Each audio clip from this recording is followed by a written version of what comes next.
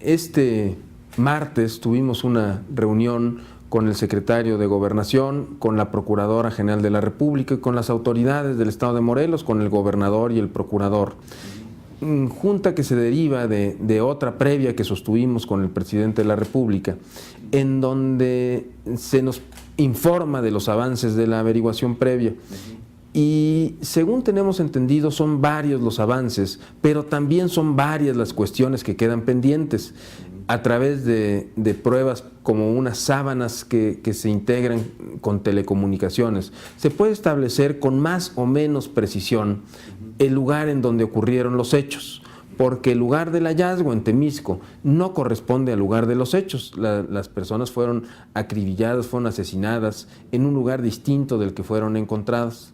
Sin embargo, con estos datos de geolocalización y estas pruebas periciales en telecomunicaciones, se puede ubicar más o menos el lugar de los hechos, que corresponde a los límites del estado, de la ciudad de Cuernavaca, con el poblado de Jiutepec, por dar alguna localización, cerca de Sumilla, digamos, esa es la zona en donde pudieron haber ocurrido los hechos. Hay varias líneas de investigación, desde líneas que indican a lo mejor un encuentro fortuito, como algún incidente de tránsito, algunas otras líneas que manifiestan que se puede deber a que días antes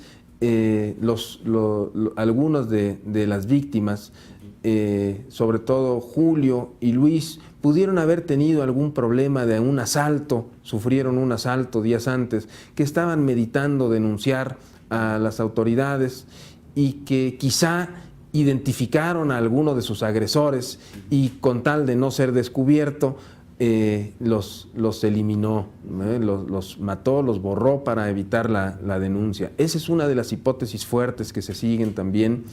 Y hay otras hipótesis menos fuertes, ¿no? Como alguna riña que se hubiera presentado o algún problema que se hubiera dado en el restaurante, cosa que se ha descartado con las declaraciones de los meseros y de las personas que atienden el restaurante de donde se les vio por última vez, que se llama la Rana Cruda.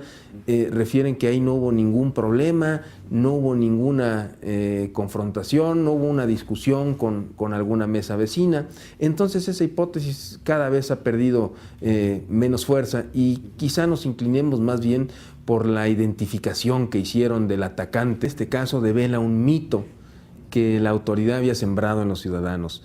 Todos los crímenes que han ocurrido se deben a venganzas entre las mafias del crimen, ajustes de cuentas entre miembros de grupos delictivos, a represalias de estos grupos sobre integrantes de otros. Eso es lo que nos había vendido la autoridad, y en general los catalogaba como muertos de segunda clase, ¿no? Es decir, como si el ser humano tuviera clases y tuviera escalafones, y estos eran muertos de segundo escalafón o de tercer escalafón. Y pues la ciudadanía no debería de preocuparse de estos muertos, porque a fin de cuentas tenían las manos igualmente manchadas que sus victimarios.